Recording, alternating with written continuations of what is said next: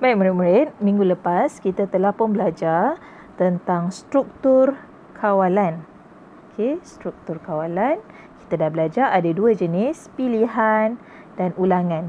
Pilihan maksudnya kita boleh pilih, kita boleh kawal pemilihan dia. Ulangan prosesnya berulang-ulang. Tiada pilihan diberi. Okey. Baik, jadi hari ini kita akan sambung lagi tentang struktur kawalan pilihan dan ulangan ini. Tetapi kita fokus dalam algoritma. Okey. Algoritmanya apa? Algoritma ialah langkah-langkah untuk buat sesuatu. Apa arahan-arahan yang perlu kita berikan kepada sesuatu produk ataupun perkara itu. Baik, mari kita tengok apa yang kita perlu tahu. Ada dua jenis. Okey, untuk yang pertama, kalau kita berikan algoritma ataupun kawalan tu dalam bentuk pseudocode. Okey, kita berikan arahan dalam bentuk pseudocode. Okey, kalau pseudocode, ini proses dia bermula dengan kenyataan mula. Okey, lepas tu baca dulu apa input dia, apa yang kita nak beri, nak masukkan. Okey, lepas tu kita proses arahan input. Okey, proses arahan input. Kemudian papa outputnya. Okey, apa hasilnya? Okey, masukkan input, kita masukkan arahan-arahan. Okey, kemudian paparkan output, apa hasilnya. Kemudian berakhir dengan tamat. Okey, itu kalau guna pseudocode. Okey. Yang kedua adalah menggunakan carta alih. Okey, carta alih dia ada simbol-simbol tertentu. Okey, yang pertama simbolnya untuk permulaan, mula atau tamat. Okey, yang kedua simbol ini input atau output. Okey, yang ketiga segi empat tepat ni proses. Okey, bentuk diamond macam ni, syarat. Okey, anak panah menunjukkan aliran aktiviti. Okey. Baik. Jadi, kita akan sama-sama buat aktiviti. Okey, berdasarkan situasi yang diberi. Okey, kita akan buat dalam bentuk pseudocode dan juga carta alih. Okey, baik, kita cuba tengok situasi yang diberi. Okay, baca arahan dahulu. Okay, arahannya meminta agar tuliskan pseudocode dan carta alih. Maknanya awak perlu tulis dua. Satu dalam bentuk pseudocode, satu dalam carta alih. Struktur kawalan pilihan di bawah. Maksudnya situasi di sini adalah struktur kawalan pilihan. Awak boleh pilih. Jadi awak perlu masukkan arahan-arahan ini, langkah-langkah ini dalam bentuk pseudocode dan carta alih. Kita akan buat satu persatu. Jadi bila dapat situasi begini, proses begini, mula-mula sekali kita garis kata kunci terlebih dahulu. Kita faham dulu prosesnya macam mana. Okey, mula-mula masuk. Okey, maksudnya masuk ke kedai lah. Masuk ke kedai tu dulu. Lepas kita dah masuk, ini maknanya ini adalah proses untuk membeli majalah di kedai buku. Okey, prosesnya yang pertama kita perlu masuk dulu. Masuk ke dalam kedai. Okey, lepas masuk, barulah kita cari majalah kita. Majalah yang awak nak. Okey, lepas dah jumpa majalah yang awak nak, kita pergi ke kaunter. Okey, pergi ke kaunter. Okey, bila sampai di kaunter, kita bayar kan? Okey, serahkan kepada kaunter, serahkan, lepas tu kita bayar. Okey, bayar. Okey, lepas dah bayar, kita keluarlah. Dan proses tu pun tamat. Jadi kita dah faham dah proses nak beli majalah. Okey, kita masuk dulu. Okey, lepas tu kita cari majalah. Lepas dah jumpa majalah, kita pergi kaunter, kita bayar. Lepas bayar, kita keluar, prosesnya tamat. Okey, macam mana kita nak tulis dalam bentuk pseudocode?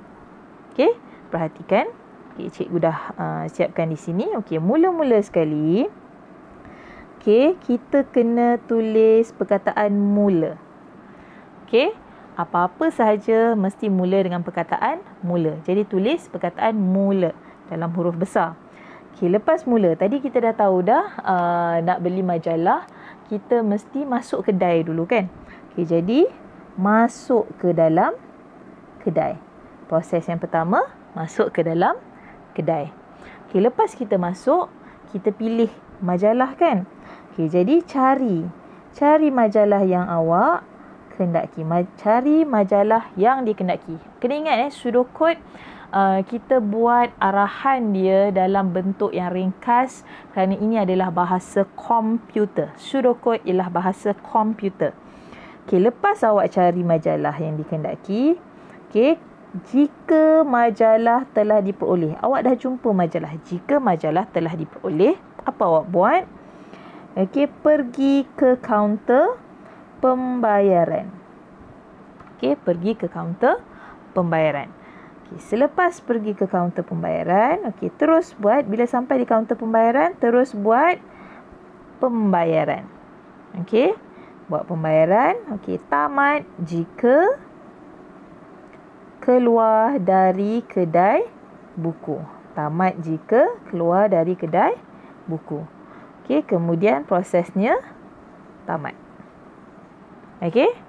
Jadi inilah dalam bentuk pseudocode. Maknanya proses tadi kalau kita tengok, okey, proses ni tadi dalam ayat biasa, okey, kita tukarkan dia kepada pseudocode iaitu bahasa komputer, dia akan jadi begini. Okey, arahannya lebih ringkas, padat. Okey. Baik, kita tengok pula, okey, kalau dalam bentuk carta alih, bagaimana pula? Okey, kita perhatikan. Okey, ini dalam bentuk carta alih. Okey, sama juga, mesti bermula dengan perkataan mula. Tapi nampak tak kotaknya dalam kotak simbol mula. Rujuk balik simbol yang tadi. Mula-mula tadi. Tengok. Okey, yang ni. Okey, yang ni simbol untuk mula. Sebab tu dalam kotak yang begini. Okey, jadi kotaknya begitu. Kita letak mula. Okey, selepas itu apa yang berlaku? Kita masuk dalam kedai kan? Okey, jadi kita masuk dalam kedai.